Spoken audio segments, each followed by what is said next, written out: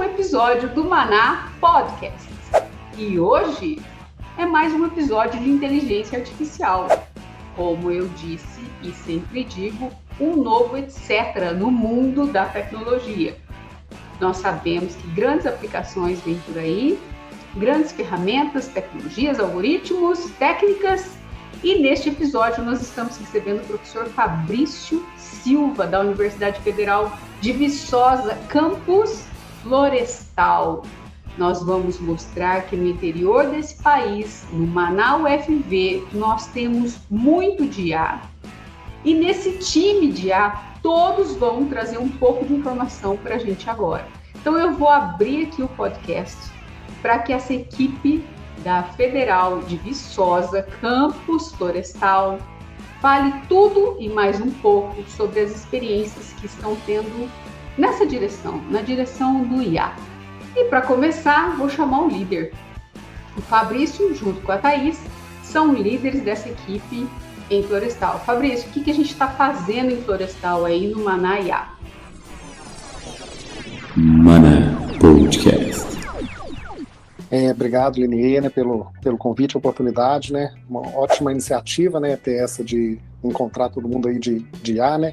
Cumprimento aí todos que, né, presentes, professores, alunos, né? Cumprimento o Eduardo também, saudade, né? Muito tempo a gente não encontra. Já trocou de roupa lá. Vou apresentar para aqui, né, o que a gente tem feito aí, né, nos últimos anos dentro do Maná UFV na área de inteligência artificial, tá? Primeiro aqui nossa equipe, né? Somos aqui professores, eu e a Thaís. Estamos trabalhando nessa área, né, diretamente com o IA. A gente tem o João Marcos, o Germano, o Paulo, o Henrique, o Guilherme, o Gustavo e o Vitor Hugo como alunos de mestrado. E a Letícia, a Ingrid, o João, o Gabriel, o Manuel, o Arthur, Sabrina, Maria Eduarda, o Zorzal, o Tarek, o Álvaro e o Ângelo, que estão atuando junto com esses alunos de mestrado, né, nos nossos projetos. São alunos de iniciação científica. E temos feito alguns trabalhos bem interessantes aqui. Foi muito bom ouvir o Eduardo falar, né, que ele está muito por dentro de tudo, e a gente tem trabalhado em linha com isso, né, vocês vão ver aqui, né, menos visão computacional, a gente já fez umas coisinhas ou outras, mas não fomos muito a fundo, né, mas, né, podemos partir para essa também, mas vamos lá sobre os projetos, né. Bom, primeiro, em termos de ensino, eu ofereço 2 disciplinas aqui na área. A primeira, que é uma obrigatória para o nosso curso de Ciência da Computação, que é a Introdução à Ciência de Dados, então que eu dou uma visão geral de parte estatística, depois partindo para análise exploratória do dados e chegando em modelos mesmo, né? Então a gente vê regressão, aprendizado supervisionado, classificação, né? E aprendizado não supervisionado e outras técnicas também. E para pós-graduação eu ofereço uma disciplina que é a Engenharia de Aprendizado de Máquina, que aí a gente já vê mais detalhes, a gente pega problemas reais e conceitos para fazer engenharia de atributos, ajuste fino de modelos, né? Implantação e monitoração dos modelos.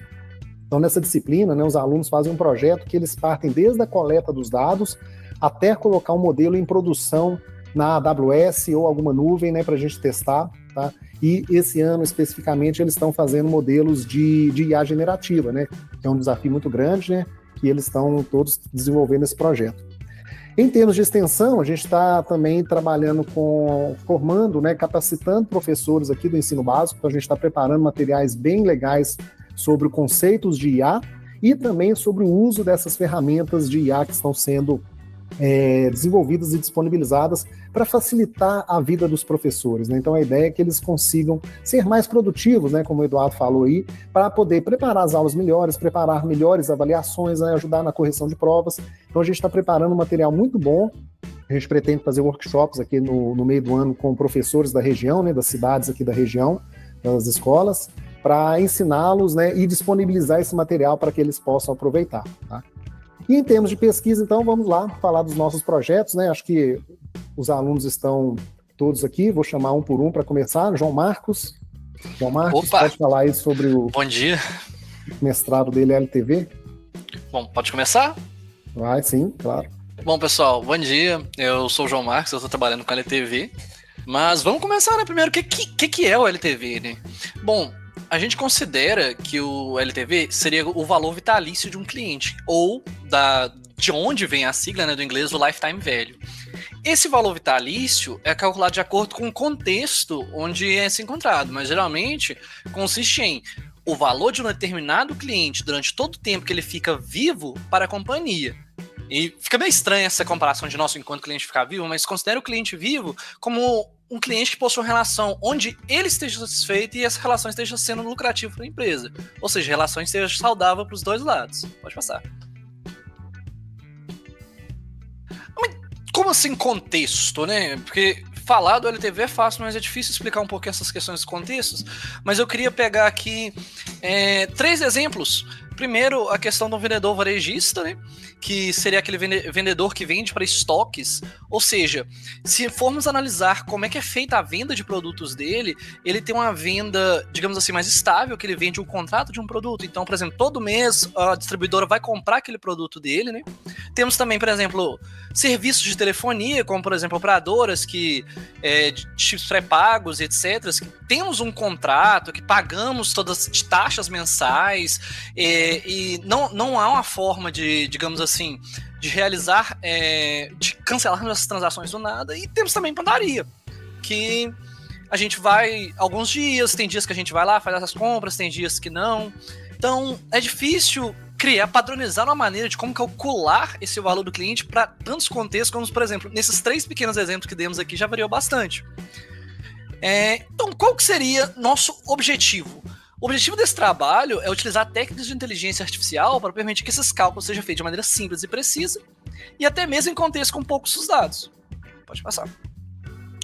Aí, só para falar um pouquinho do que já foi feito, bom, a gente criou um modelo base para comparar com os modelos da literatura, porque na literatura o que a gente tinha visto é que grande parte dos modelos são modelos probabilísticos, são modelos que fazem diversas premissas, igual, por exemplo, assume diversas coisas que às vezes não encaixam com os negócios. Então é interessante utilizarmos esses modelos de aprendizagem de máquina, que eles podem ter resultados bem estáveis, sem ter que assumir essas premissas, no caso. Então, nós criamos esse primeiro modelo e já comparamos ele com diferentes contextos para validar os resultados. E também desenvolvemos uma plataforma simples que, com poucos dados, apenas dados em relação às transações, como, por exemplo, a data de onde elas ocorreram e o valor das transações, permite realizar uma estimação boa do LTV futuro. O que seria o LTV futuro? O quanto que a gente pode esperar daquele cliente? Além de permitir a identificação dos clientes mais valiosos, porque não sei se vocês já ouviram falar disso, mas tem muita gente que comenta a questão do princípio do Pareto aplicado aos negócios, né? Que 80% do seu lucro está nos seus 20% de clientes mais valiosos. Então permite você identificar esses clientes e permite ver o perfil de compra dos outros clientes e tentar identificar o que esses outros clientes precisam e que seria o ideal para aqueles outros clientes para eles se tornarem clientes bons. Ou, por exemplo, para você adaptar seu serviço para aquele tipo de cliente. E o que a gente pretende agora ser feito, né? A gente pretende realizar o enriquecimento dos dados para obter novos atributos, né? Calcular a probabilidade de churn de cada cliente, que seria a probabilidade desse cliente continuar realizando transações com a gente. Adicionar novos modelos na plataforma, né? Utilizando diferentes tecnologias para a gente fazer uma comparação justa ou até tentar melhorar o modelo. Testar em novos contextos, né? Que testamos bastante em questão de, por exemplo, em lojas online, agora a gente está testando no contexto bancário, e melhorar a usabilidade da plataforma, né? Que é uma melhoria que a gente está sempre fazendo aí. Acho que acabou, né? Beleza, João Marcos, obrigado. Então, esse projeto, pessoal, né? A gente tem uma demanda aí de entender o quanto que aquele cliente vai ser valioso para a empresa no futuro. Os modelos que existem são modelos, como o João Marcos falou, probabilísticos, né? Pareto, NBD e outros, né? E a gente está criando, então, modelos de IA, né, para fazer essa previsão. Então, é bem interessante e muito importante para as empresas, né, ter essa categorização dos clientes potenciais valiosos para elas, né? Para ela investir em marketing, em campanhas, etc. Tá? Seguindo, então, o próximo aqui é o Germano. Representação vetorial de regiões. Germano? Bom dia, pessoal. Então, só me apresentando aqui, eu sou Germano, aluno de mestrado, como o Fabrício já mencionou, e eu estou trabalhando aí nesse projeto de representação vetorial de regiões. Mas o que seriam essas regiões, né? A gente vai lidar com regiões urbanas. Aí eu trouxe uma definição, né, de regiões. Então, cidades e regiões são produtos da atividade humana. Isso é uma definição do Jacob Dibbon, de 2019, né? E de fato faz sentido, né? Porque de acordo com a atividade humana, com onde você come, como você se desloca na cidade, a dinâmica da cidade vai mudando. Então, aqui o contexto desse trabalho é justamente computação urbana. A gente está trabalhando com cidade, região, e a gente quer descrever essas regiões de maneira vetorial. Então, aí tem toda a relação com IA, né? Traduzir, aí tem essa imagem, né? Traduzir, né, um grafo aí de localizações para um vetor, né? Que vai ter ali números, que vai descrever características espaço-temporais desse grafo, dessa cidade e região também. Então, assim, quais são essas propriedades espaço-temporais que a gente vai trabalhar, né, e que são trabalhadas na literatura, né? Por exemplo, aqui eu trouxe um pouco de morfologia, né, como a cidade está estruturada, como a cidade está organizada. Então, a quantidade e densidade dos lugares de lazer, né, de pontos de interesse ali de lazer, de esporte, de comércios e indústrias, isso influencia diretamente, né, na estrutura, na organização e também no fluxo, né, de deslocamento entre das pessoas, né, na atividade humana. Então, organização e estrutura da malha rodoviária, então saber exatamente qual que é o lugar que tem mais fluxo, qual que é o lugar que tem mais demanda, isso também influencia, né, na caracterização ali da cidade. E por último, né, que tem toda a relação entre essas duas características, que é o fluxo, origem e destino, saber quais são as cidades que têm mais demanda.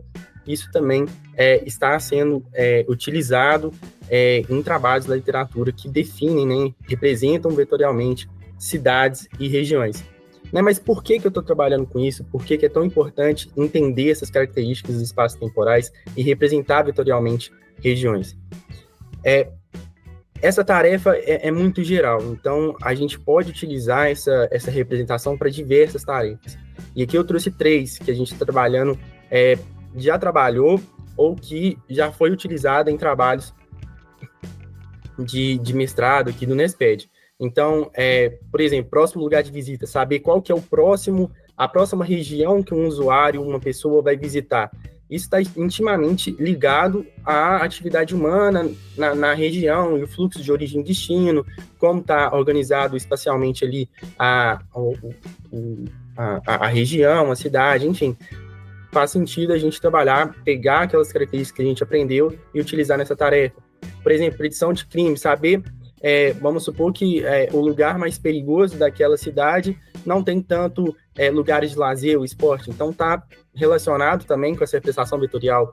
E além disso, um trabalho que foi feito, né, foi defendido agora, que foi também orientado pelo professor Fabrício, que era a inferência do preço totalmente relacionado também, porque saber a ideia, né, saber a característica de uma região pode influenciar, né, o preço de um imóvel. Então, é importante a gente entender essas características temporais e definir quais características para representar vetorialmente essas regiões. Nesse trabalho, né, a gente tem batido cabeça aí há alguns anos, né, nesses projetos de computação urbana, né, e outros também, igual isso que o Germano falou de previsão de preços de ativos de fundos imobiliários. E aí o Germano veio com essa ideia. Não, né, a gente tem representações vetoriais usando redes neurais, né, para usar nas redes neurais de textos, né, de imagens, mas e as regiões? Né? Por que a gente não tenta representar essas regiões, né, de uma forma vetorial, que aí jogando isso, né, nas redes neurais a gente vai conseguir, né, aplicar para resolver esses problemas, né? Então esse que está sendo o trabalho dele, né, como um meio para depois a gente resolver vários problemas práticos aqui. Seguindo então, Paulo. Vou apresentar então o nosso trabalho, né, de IA generativa para negócios. Eu estou trabalhando nesse projeto juntamente com a Letícia, que ela não está aqui hoje, e o Fabrício está me orientando. Então, né, como o Eduardo tinha dado alguns exemplos ali de IA generativa, ele deu o exemplo do ChatGPT, né, que é um Large Language Model, que é um tipo de IA generativa. E aí, como o ChatGPT, a gente tem o Gemini e o Llama, que também são modelos de texto, né, então a gente pode fazer uma pergunta e ele responder para a gente ou dar uma instrução. A gente tem modelos de IA generativa para imagens, como o DALL-E e o Midjourney. A gente pode gerar imagens a partir de texto, modificar imagens e várias outras coisas. E a gente tem muito incipiente ainda os modelos generativos de vídeo, como um beta que a OpenAI lançou recentemente, o Sora. Mas quando a gente pensa assim em IA generativa voltada para negócios, atualmente assim no mercado, o que a gente mais tem são os modelos de linguagem como o ChatGPT ou o Gemini. E aí a gente tem um problema nesses modelos, que eles são muito grandes e eles têm um custo muito alto. E como o Eduardo tinha falado também, né, a gente vai baratear esse custo. E um jeito de a gente conseguir baratear esse custo é fazendo fine-tuning de modelos menores. Então, a gente consegue pegar ali Small Language Models e até Medium Language Models. São modelos não tão grandes quanto o ChatGPT, mas modelos que a gente consegue pegar eles e focar em um contexto específico. A gente pega um dataset, por exemplo, de educação e faz o fine-tuning para esse modelo conseguir responder voltado para a educação. Faz o fine-tuning para medicina e esse modelo consegue ali responder perguntas básicas de medicina. Isso ajuda a gente a reduzir o custo e a ter um modelo específico para resolver o problema que a gente quer. Às vezes a gente não quer um modelo geral como o ChatGPT, a gente quer um modelo específico para algum contexto. Pode passar para isso. E aí, sobre o meu projeto que a gente está trabalhando, a gente quer construir um agent. E o que é um agent, né? Ele é basicamente uma LLM, que ela vai receber uma pergunta ou uma instrução, e a partir dessa pergunta ou instrução, ela vai planejar os passos que ela tem que tomar para executar essa tarefa, para responder essa pergunta ou para fazer alguma pesquisa que foi instruída.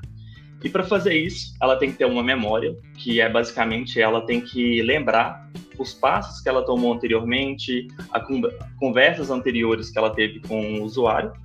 E para resolver o que ela planejou, ela tem que ter acesso a ferramentas. Então, ela pode ter ali acesso à ferramenta do Google para fazer pesquisa, ela pode ter acesso a APIs para conseguir fazer consultas no banco de dados. E o nosso agent, especificamente, ele é focado em responder perguntas sobre bases de dados que empresas podem ter. Então, basicamente, eu quero saber alguma coisa sobre uma base de dados, eu faço uma pergunta e o nosso agent vai ser capaz de responder essa pergunta em linguagem natural. E, atualmente, o que a gente está trabalhando? A gente está construindo um agent para responder apenas perguntas de texto para SQL. Então, o nosso agent, ele recebe uma pergunta em linguagem natural, né? E ele vai gerar uma query SQL para responder essa pergunta. E após a gente conseguir resolver esse problema, né, efetivamente, com um bom resultado, a gente vai expandir esse agent para outras bases de dados e outras tarefas mais complexas. É isso. Beleza, Paulo. Essa demanda veio de um parceiro nosso aqui, né, que tem uma base de dados, falou assim, eu queria deixar meu cliente interagir com a base em linguagem natural. Aí eu passei o problema para o Paulo e a Letícia, e eles estão pesquisando, já fizeram, né, algumas provas de conceito, né, estão esbarrando em muitos problemas, né, e entra no que a Linier falou muito bem aí, né, na questão de hardware, porque esses modelos, mesmo os Small Language Models aí, né, os pequenos que eles estão pegando, demandam GPUs, né, pelo menos para treinar. Então, né, a gente está fazendo orçamentos ali na AWS, né, para ver como é que a gente poderia fazer esses treinamentos e deixar como um produto mesmo, né, uma demo para ser utilizada e testada por pessoas de outros lugares. Então, sim, tem essa dificuldade bastante aí. E a ideia é que seja um agente mais inteligente, né, que consiga identificar quando aquela query demanda, né, uma pesquisa em outras fontes, né? Então, por exemplo, um exemplo seria, por exemplo, a gente tem uma base de dados de empresa aqui, né? Eu posso querer quais são as empresas do setor alimentício do interior de Minas Gerais, né? O banco de dados não sabe o que é interior de Minas Gerais, então o agente teria que buscar em outra fonte para saber quais as cidades de interior de Minas Gerais, para incluir isso no filtro, né, da consulta SQL. Então, essa é a ideia, né? Estão fazendo testes aqui para dar sequência. Próximo aqui, explicabilidade de clusters. Guilherme? Bom dia, pessoal. Eu sou o Guilherme, sou aluno de mestrado aqui do da UFV, com orientação do Fabrício, e o meu trabalho sobre explicabilidade de clusters, ele surgiu também de uma demanda que o Fabrício trouxe do parceiro, da empresa parceira, onde basicamente a gente tinha alguns dados de agrupamento, mas não tinha muita informação. Já a imagem que eu coloquei, eles já falavam sobre o pipeline de utilização do cluster. O cluster é uma técnica de aprendizado não supervisionado. Quando você não tem um rótulo, né, você quer extrair informação, você pode agrupar dados semelhantes. E o pipeline geralmente é composto pelo pré-processamento dos dados, a aplicação do algoritmo de cluster, a validação do cluster e a interpretação dos resultados. E essa interpretação, ela é importantíssima para a extração do conhecimento, porque você tem os clusters, mas não tem nenhuma informação sobre eles, e era esse o desafio. Então, o objetivo era automatizar essa etapa de interpretação, gerando ali uma descrição automatizada de cada cluster, informando, né, o que continha em cada para extrair esse conhecimento. Um exemplo é segmentação de clientes. Quando você segmenta os clientes, você tem grupos ali de clientes com características específicas, mas você não sabe quais as características. Então a ideia era gerar essas descrições para entender como que os clientes foram segmentados. Isso pode ser expandido para diversas aplicações. E o objetivo era automatizar isso, e agora a gente está indo além, tentando deixar essa descrição em texto natural. A gente já bolou uma solução para gerar descrições amigáveis, mas a gente quer deixar com texto natural, explorando também LLMs e outras técnicas, e também buscando contribuir com a explicabilidade de algoritmo não supervisionado. A explicabilidade ela é muito discutida para algoritmos supervisionados, mas quando se fala em técnicas não supervisionadas, como agrupamento, tem pouca coisa, e explicabilidade é um conceito muito importante para modelos, né, de aprendizado. Beleza, obrigado, Guilherme. Né? Então, esse problema também a gente tem aí, né, os agrupamentos, né, clusters, né, algoritmos não supervisionados em geral. E aí, beleza, ele entrega aqueles clusters, a gente consegue calcular algumas métricas, né, de separação, né, como largura de silhueta, né, para saber se aqueles clusters estão bem separados, mas a gente não tem uma explicação, né, uma interpretação de cada cluster. Então, né, você pega aquele cluster, beleza, esse cluster aqui tem pessoas ou tem objetos que são similares, mas com quais características, né? Então, é isso que o Guilherme está trabalhando, né, de extrair essas características, né, o que difere um cluster de outro e quais as principais características de cada um deles. Tá? Então, um trabalho bem interessante também, e aí a gente está usando também a IA generativa para, a partir de regras que ele está extraindo, né, gerar um texto amigável sobre cada cluster para leigos, né, do assunto de tecnologia. Beleza? Próximo tema aqui, o Vitor, aprendizado multitarefa. Olá pessoal, bom dia. Me chamo Vitor, como o professor Fabrício já mencionou, sou aluno de mestrado aqui também pela UFV. Bom, então falando um pouco sobre aprendizado multitarefa, ou aprendizado MTL também, que é a sigla muito utilizada aí, né, do meio. Esse tipo de aprendizado é um paradigma de aprendizado de máquina que visa treinar modelos para realizar várias tarefas relacionadas simultaneamente. Em vez de treinar um modelo separado para cada tarefa, o aprendizado multitarefa permite que treinamos um único modelo de forma a desempenhar várias tarefas ali ao mesmo tempo, né? Um ótimo exemplo de aprendizado multitarefa é muito utilizado pela Tesla, onde que com base em uma única imagem ali, ela consegue reconhecer vários parâmetros, várias tarefas, como reconhecimento de pedestres, sinais de trânsito e outros nuances ali do ambiente em si. E o porquê, então, utilizar aprendizado multitarefa?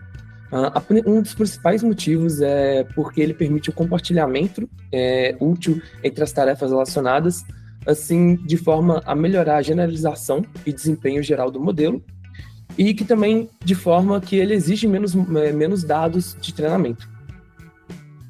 Pode passar, por favor? Então, com base nesse tipo de modelo, o nosso objetivo aqui dentro é tentar avaliar o desempenho de um modelo MTL ao empregar nas tarefas de classificação de categorias de próximo ponto de interesse e de previsão de próximo ponto de interesse também em uma trajetória. Pontos de interesse, como já é um pouco explicado aí pelo Germano, né, refere-se a localizações ou entidades específicas que possuem uma importância ou interesse em particular em um contexto definido, como, por exemplo, estabelecimentos comerciais, parques, entre outros aí. Então, além desse nosso objetivo principal, a gente também tem o objetivo de comparar os resultados obtidos com base nesse objetivo principal com os modelos já existentes com os resultados já existentes desses próprios modelos, né, de forma single task. Então, comparar ali só com a previsão do próximo POI e depois também comparar só com a categoria de um ponto com a classificação, de categoria de um ponto de interesse. E aí a gente fazer uma comparação para ver se o quanto benéfico foi a utilização de multitasking ou não nesse contexto. Muito obrigado. Beleza, Vitor, obrigado. Então esse é um projeto também bem interessante. A gente tinha várias tarefas que a gente estava criando diferentes modelos, né?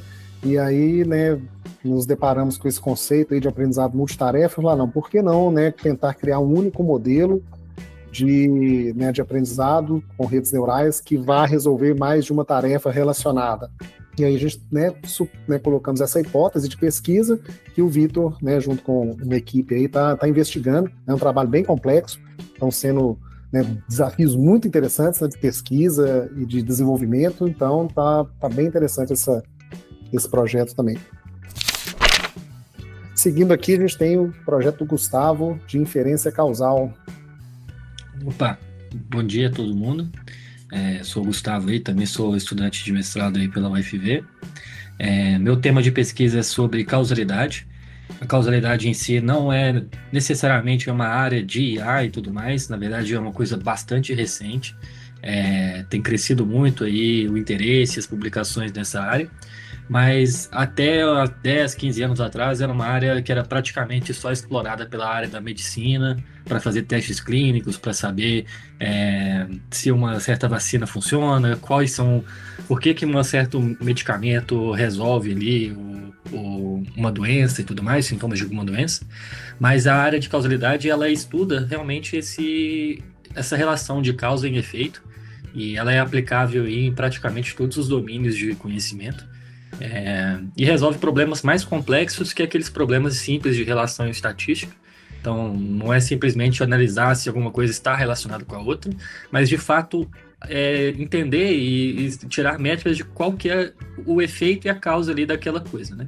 Então, resolve problemas até do churn, que a gente já citou ali anteriormente, né? Por que meu cliente desistiu do meu produto, né? Eu não quero entender a probabilidade dele sair, mas eu quero entender o motivo que fez ele sair, por exemplo, do meu produto. E também você pode extrapolar isso para o futuro, né? Quais são as causas que poderão causar, né? Gerar mais churn. Também pode utilizar isso como um problema de causalidade. Ou então, né, o que está gerando mais hospitalizações na minha cidade. Aí do lado tem uma ilustração, né? É uma representação de como se fosse um grafo mesmo, e isso é uma das notações bastante comum na área, de grafos causais, né? Onde as arestas ali implicam que uma coisa causa a outra, né? Então, esse tipo de notação é algo que às vezes é um pouco mais complexo ou fora de uso aí das outras áreas, dos outros domínios. Então isso é inclusive um dos desafios, né? Porque as pessoas que estão interessadas em resolver problemas de causalidade, elas normalmente são pessoas especialistas no seu domínio, né? E ele já tem um grande conhecimento da sua área de negócio, e é improvável ali que ele vá ter mais conhecimento na área matemática, estatística, de causalidade, entender todas as formalidades, todas as representações. Existem diversos métodos variados aí para você fazer uma descoberta causal, que é entender, descobrir, inferir quais são esses grafos causais, e também existem alguns métodos de validação que também são bastante específicos e bastante variados. Então, é uma área que é muito difícil de pessoas explorarem, fora da área de causalidade mesmo, né? Então, é difícil para pessoas que querem resolver problemas, de resolver esses problemas, porque tem uma grande curva de aprendizado antes para resolver esses problemas. Pode passar, por favor. Bom, e aí, qual que é o objetivo da nossa pesquisa, né? É com a utilização aí de IA, a gente descobrir boas representações aí das relações causais para um problema de um usuário, de forma bastante amigável, de forma bastante simples, onde ele não tenha que aprender todos os métodos de descoberta causais que existem, que ele não precise saber todos os métodos de inferência causal que existem. Ele apenas ele quer resolver um problema. Então, por exemplo, ele quer resolver ali o que está causando churn ali no produto dele, né? Ele vai fornecer os dados e a partir desses dados aí tem uma caixinha preta que vai fazer o máximo de inferência possível e gerar aí no final vários modelos de causalidade, onde ele, especialista, ele não vai precisar aprender tanta coisa, ele só vai precisar interpretar quais daqueles modelos fazem sentido ou não, e eles já vão estar ali validados com alguns testes estatísticos, com alguns testes de causalidade. Então ele já vai ter um pouco mais de certeza que aquele grafo ali é um grafo que resolve o problema dele. Isso simplifica bastante o uso, né? Então democratiza aí a utilização da causalidade, todas as ferramentas que estão sendo pesquisadas, que estão sendo desenvolvidas aí, para que mais pessoas, mais áreas de negócio consigam resolver esses problemas. Então é esse o objetivo, estamos trabalhando para construir esse framework causal que vai fazer esses objetivos, cumprir esses objetivos. Obrigado. Obrigado, Gustavo. Né? Esse é outro projeto super interessante, assim, tá na fronteira aí do conhecimento, né? Um desafio que o Gustavo aceitou pegar aí no mestrado, né? Que geralmente a causalidade ela é identificada pelas intervenções, né? Igual você pega um grupo de teste, grupo de controle, você dá um medicamento para um, não dá um placebo para o outro e vê, né? Avalia estatisticamente os resultados para ver se o remédio teve efeito ou não, né? Só que quando a gente tem dados observacionais, não tem como fazer intervenções, né? Aí fica o famoso e se, né? Fala assim, e se eu tivesse feito isso com o meu cliente? Será que ele teria dado churn, né? E aí essas inferência causal com base em dados observacionais tenta extrair essas respostas, né? E ele está criando esse framework que vai facilitar, né? Tem 2 alunos de IC também trabalhando numa versão, numa ferramenta web, né? Para a gente utilizar esse framework, e aí vai facilitar para qualquer um, sem um conhecimento de causalidade, estatística e machine learning, né, poder utilizar. E a causalidade tem sido muito usada também, né, conceitualmente em artigos, né, para, por exemplo, seleção de atributos em aprendizado de máquina. Né? Então, se você seleciona atributos que têm uma relação causal com o seu alvo, né, a tendência é que o modelo generalize melhor, né, e consiga, né, sofra menos, por exemplo, de concept drift, né, quando a gente tem mudanças de contexto aí ao longo do tempo. Tá? Seguindo, então, acho que agora o Henrique, né? Henrique, tá aí. Isso. Obrigado. Bom dia, pessoal. Meu nome é Henrique, eu também sou aluno de mestrado aqui na UFV Florestal. Eu sou orientado pela professora Thaís e eu estou nesse projeto de elaborar um middleware para IoT baseado em aprendizado federado. O problema principal, né, os desafios que a gente enfrenta é que, assim, quando a gente fala na internet das coisas, a expectativa é que a quantidade de dispositivos, a quantidade de dados que esses dispositivos vão coletar, que ela só aumente, né? E no caso desse middleware, ele vai ser focado na questão de ciência de contexto. Então, a gente está pensando assim, esses dispositivos, né, esses objetos inteligentes, eles vão estar coletando o contexto, ou seja, informações sobre entidades de interesse. E então, assim, pode variar para cada tipo de aplicação, né? Ainda não está definido o tipo de aplicação que esse middleware vai ser utilizado, né? Potencialmente ele pode ser para qualquer tipo de aplicação. E então, assim, existe um desafio muito grande essa questão também, além da questão do grande volume de dados, né? Da heterogeneidade, tanto dos objetos em si, quanto desses contextos que eles podem informar. Então, às vezes, mesmo dentro de um mesmo tipo de aplicação, por exemplo, a gente falar de cidades inteligentes, pode ter diversos tipos de contextos envolvidos ali. E também existe uma certa limitação desses dispositivos, né? Nem sempre esses objetos vão ter capacidades de processamento adequadas para poder, enfim, processar esses dados. E então a questão ali que a gente quer investigar é como que a gente pode fazer uma distribuição e inferências desses contextos de uma forma eficiente, e também levantando a questão da segurança, privacidade dos dados. E então a hipótese que a gente levantou foi a questão de propor um middleware baseado em aprendizado federado para poder, principalmente nessa questão de tirar da borda, né, dos dispositivos essa responsabilidade de tratar esses dados. Pode passar. Então, assim, a primeira questão, né, a ideia é que a gente consiga prover esses contextos de forma transparente para as aplicações, de que as aplicações possam solicitar, eu quero contexto sobre tal e tal informação, por exemplo, estava dizendo de cidades inteligentes, né, então talvez a aplicação precise de informações sobre o trânsito, ou sobre qualidade do ar, ou enfim, qualquer outro tipo de contexto que seja de relevância para aquela aplicação.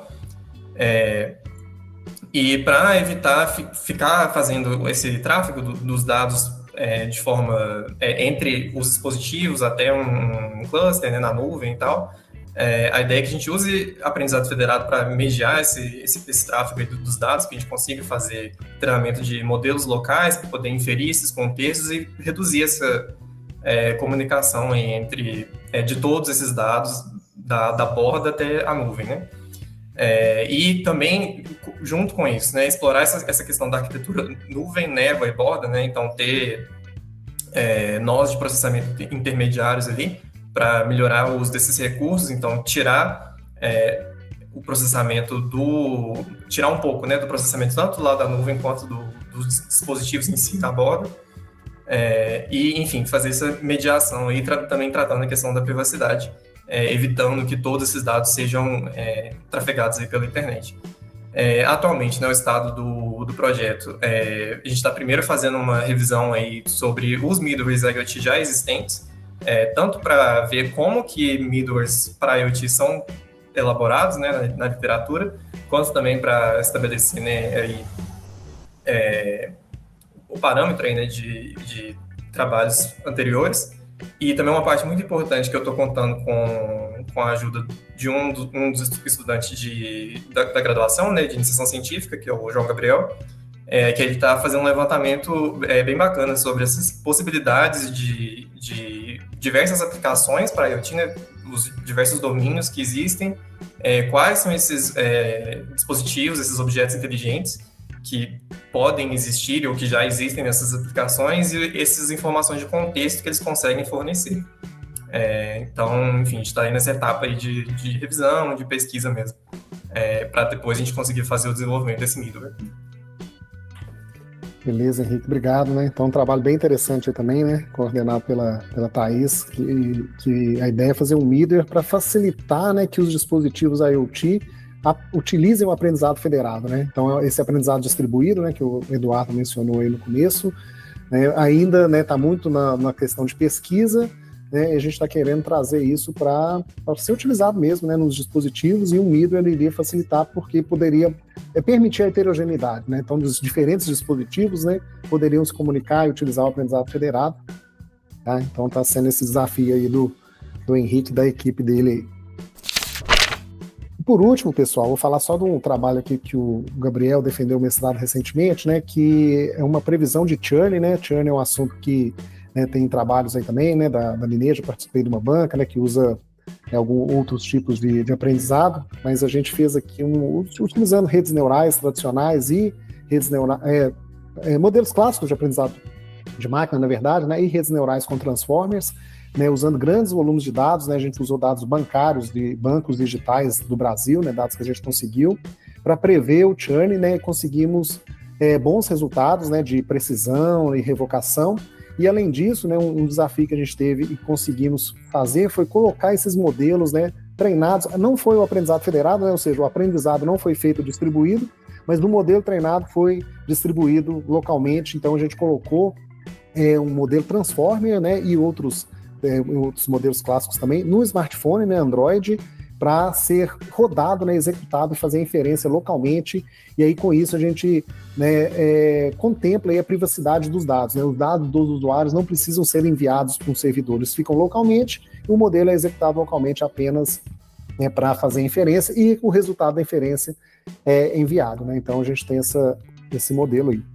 Bom, então, obrigado, né? Desculpa, acho que ultrapassamos um pouco o tempo, né? Só queria agradecer a todos os envolvidos aqui do nosso grupo, né, da UFV. Então, a gente está numa universidade, né, o campus, né, do interior de Minas aqui, né, com esses alunos sensacionais, né? Eu passei essa tarefa para eles, compartilhei os slides, falei assim, pessoal, preencham lá. Né? Quando eu cheguei ontem à noite, estava tudo pronto, maravilhoso, todos aqui apresentando, né? Então, com um time desse fica fácil para a gente trabalhar e ter bons resultados, né? Parabenizar a todos eles, né? Todos os alunos a gente tem, né, aprendido com a LME e replicado aqui, né, o ensino de liderança, né? Todos possuem alunos, né? Estão orientando alunos de iniciação científica, né? Ensinando esses alunos, né? Guiando, né? Tomando decisões. Então, assim, o aprendizado está sendo muito bom. Então, assim, apesar de a gente estar no interior do interior aqui, pequenininho, mas a gente tem feito algumas coisas bem interessantes, tá? E é isso.